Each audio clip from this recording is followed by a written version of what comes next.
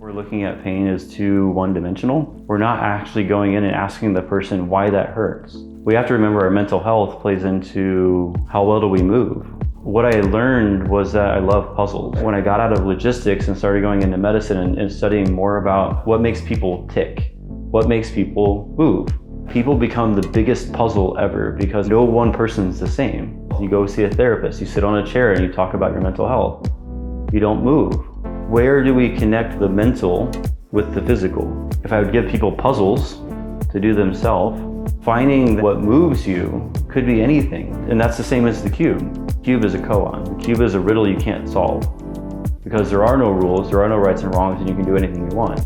The original invention of the whole thing was to create a space for high-level movers to be able to move and train in all these dynamic ways with no inhibitions and no rights and wrongs.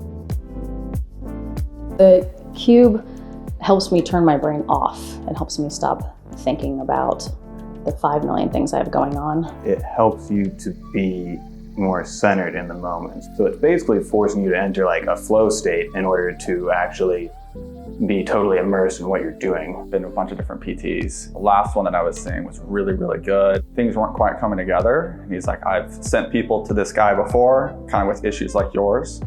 So he referenced me to Joe. It's been an interesting process with the spasms and the shifting a lot. There's a lot of mental anxiety with it where I was very fearful of movement. Cube has kind of helped be able to move without body scanning as much, where I'm always worrying about how am I gonna move to this versus just being it's very playful where you're just kind of moving around, you're not thinking about it as much. It gets to the cross motions of the body and how important that is. The cube is a really natural way of getting to that part of the healing process. It was such a relief to get out of my own head, and I saw the benefits of what that could do to the body. And I remember leaving that first session, having a really tight back. I remember I couldn't do an upward dog in yoga for the first time. I had no pain. The cube was a culmination of work I was already doing to shift my thinking, be more expansive. I kept watching people in the cube and I'd watch this switch go off.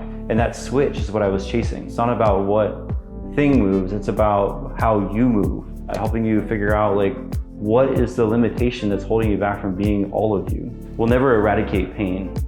That'll never be a thing that'll go away. By better training people to understand the many dimensions there are to it, we can tip the scale in the right direction. So much of our healthcare and so much of medicine right now is one-dimensional in 6-minute doctor's appointment. Problem right now is that in a lot of fields, we've never retrained the people that are retiring right now. And we have nobody coming in to fill in the gap behind them. What I want to do with the cube is to be able to buffer that gap and to create something that provides help to unburden the system. If we can set up the cube or 10 cubes in a facility, we can put it in schools and let 2 children play games together. Or the same child could work with a behavioral therapist that understands why they're doing the things they're doing. Because the cube unlocks that. I get to see how you're functioning and how you make decisions based on your mindset and help you unpack that. So it's a perpetual cycle of always learning and evolving from each other. There's so much access to this where we can automate it, the therapy side of it, the healing side of it. But when it comes to human performance, then why don't we use the machine learning? That's the whole premise of the cube, is that you want to create a space that's always open for growth and that you can never win. You never leave feeling defeated, you leave feeling encouraged.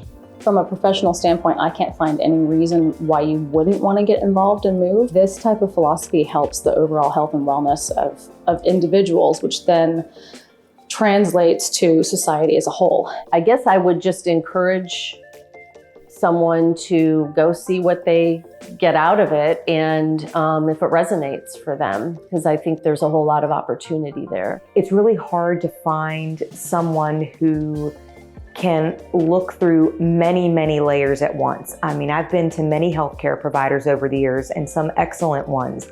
They tend to focus on the one particular problem area. And what Joe does is he looks at your body as a whole. And I might go to him and say, I have pain in one location, and he may uncover it somewhere else. I would say if you have chronic pain that you can't address and that you maybe can't explain, that this is seeing Joe and trying the cube is definitely worth your time. He's just wonderful at what he does. Joe's a really smart guy. He's helped me out with a variety of issues from back pain, hip pain. I've personally cared for over 15,000 people in the last 12 years myself.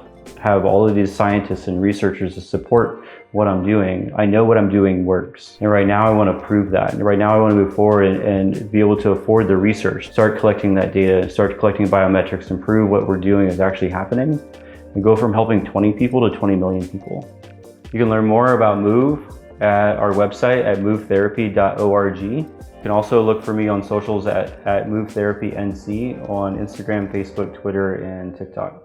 Discover what moves you.